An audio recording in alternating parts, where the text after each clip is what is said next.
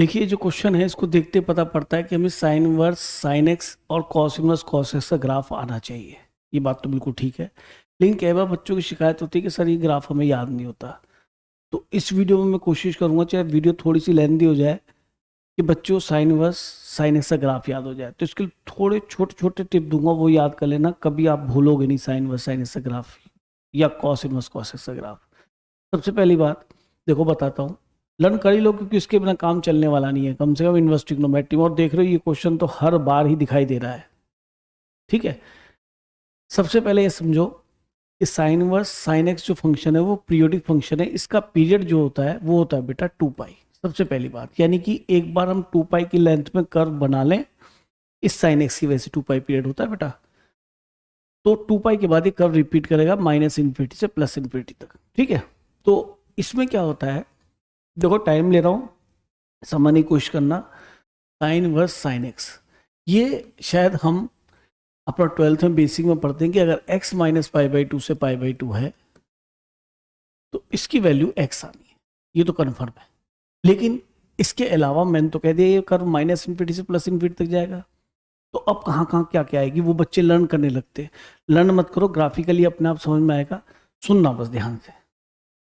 तो पहला तो y इक्वल टू एक्स, ये तो स्ट्रेट लाइन ओरिजिन से पास होगी, और कहाँ से कहाँ तक बनानी है, केवल x minus pi by two से प्लस पाई बाई टू।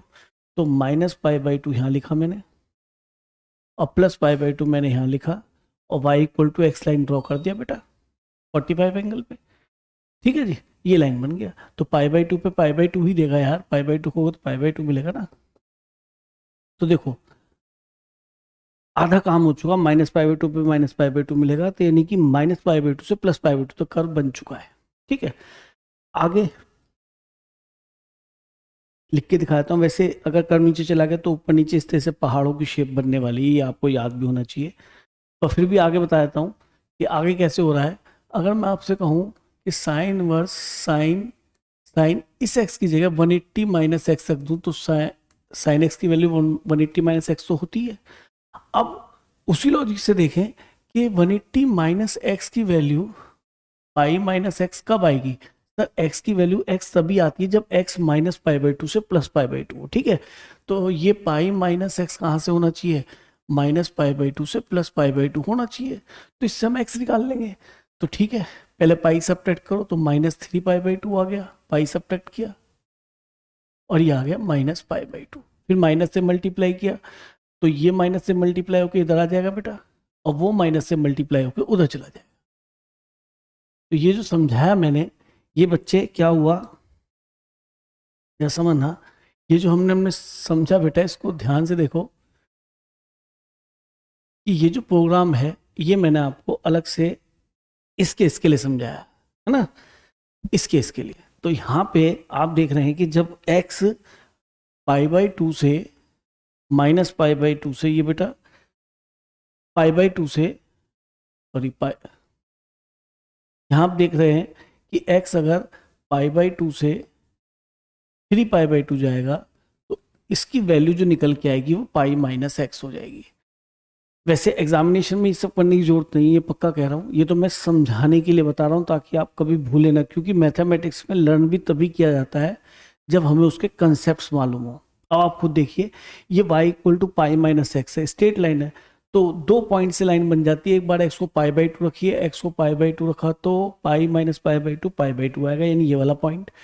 एक बार 3 पाई बाई टू रखा, यहाँ 3 पाई बाई रखा तो ये माइनस पाई बाई टू आएगा। तो 1 pi by two, 2 pi by two, और फिर यहाँ पे 3 पाई बाई टू। ठीक है जी, तो 3 पाई बाई टू पे आ गए माइनस पाई बाई टू, यानी यहाँ पहुँच गए आप। तो कर्व ऐसे जाएगा। ठीक है, स्ट्रेट लाइन बनेगी, 2 पॉइंट लेने बस। तो ये 1 पाई बाई टू है, ये पाई है, ये 3 pi by two, 3 pi by two पे ये आ गया फिर से माइनस पाई बाई टू। तो ये कर्व आप खुद देखिए, माइनस पाई बाई टू से 3 पाई बाई टू, यानी कि दिस माइनस दिस करें तो ये बनेगा 2 पाई, यानी 2 पाई की लेंथ में कर्व बन चुका। यही मैंने आपको इसका पीरियड बोला था। अब तो कर्व रिपीट करेगा। ठीक है, अब कर्व अगर ये रिपीट करेगा तो अब स्टूडेंट कह रहा है कि सर आप ये कह रहे थे कि आपको ये सब करने की जरूरत नहीं है, मैं कह रहा हूँ बिल्कुल जरूरत नहीं है। केवल इतना सा लर्न कर लो कि हाँ कर्व कुछ ऐसे बनता है। पहली लाइन अगर यहाँ ऊपर नीचे दोनों तरफ आ गई है तो पहाड़ ऊपर भी जाएगा और नीचे भी जाएगा, ठीक है, जमीन के नीचे भी जाएगा, जमीन के ऊपर भी रहेगा, ऐसे लर्न कर सकते हो। तो अगर इसका equation y equal to X है तो ये समझ लीजिए कि इसका स्लोप यानी कि 1 है। कोई भी लाइन का equation y equal to m x plus c, यानी स्लोप 1 और इंटरसेप्ट निकाल लेते हैं, ठीक है। इसका स्लोप साफ दिख रहा है कि -1 है यहाँ से। तो मैं अब आपको ये बताऊंगा कि सुनना, y इक्वल टू -x यानी mx। अब c निकालने के लिए क्या करो, आप ये बताइए, ये पॉइंट इस लाइन पे लाई कर रहा है तो पाई पे क्या देगा 0, पाई रखेंगे तो -पाई प्लस पाई 0 हो जाएगा, यानी ये पॉइंट तभी सेटिस्फाई करेगा। तो यानी ये स्लोप 1 की लाइन है, ये स्लोप -1 की लाइन है। अगली लाइन फिर से स्लोप 1 की है।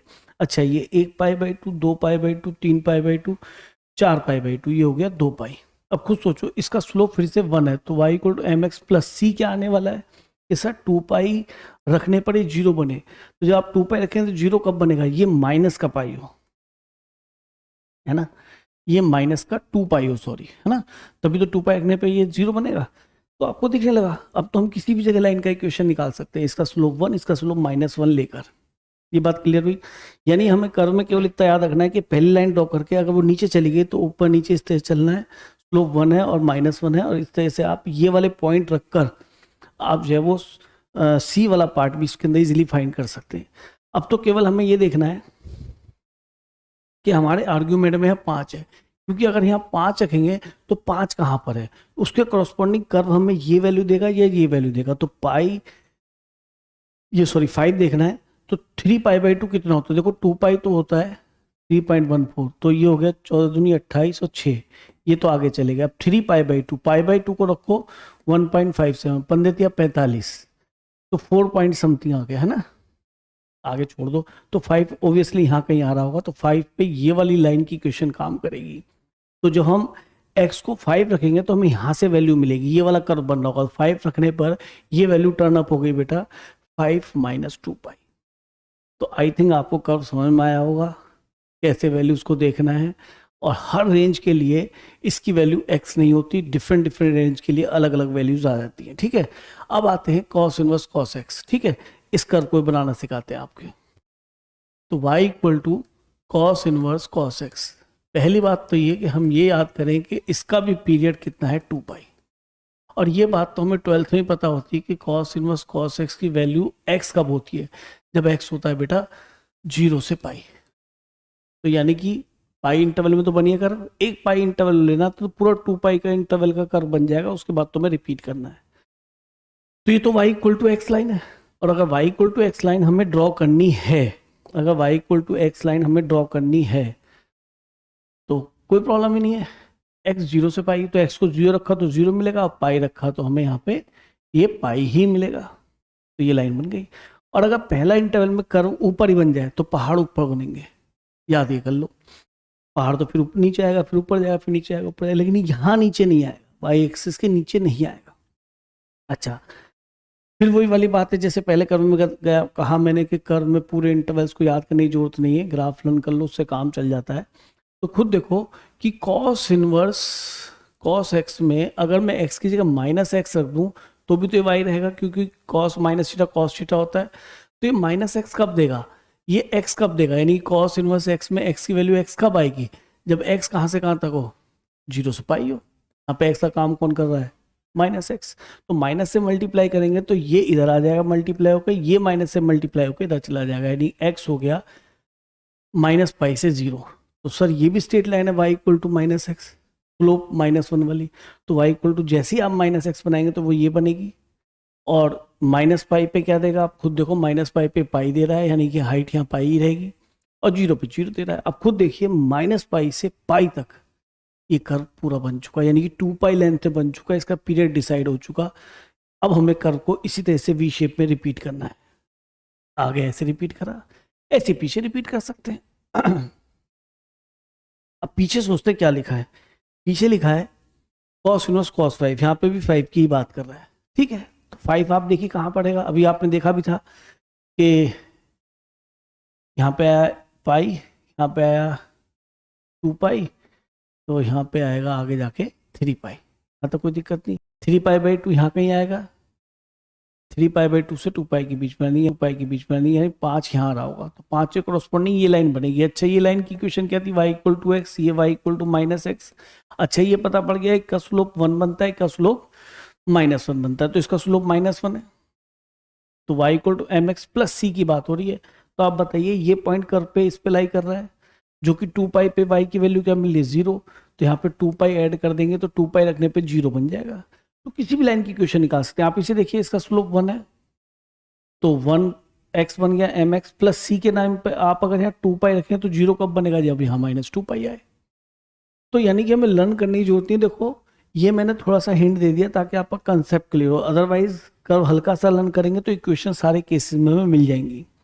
हमें चलना है 5 के लिए, तो ये हमारा ये यहाँ पहुँच गए, तो ये वाला करस्पॉन्डिंग ब्रांच इसकी आने वाली है। तो ठीक है, यहाँ पे आप x को रख दीजिए 5, तो कॉस इनवर्स कॉस x की वैल्यू आ जाएगी -5 प्लस 2 पाई।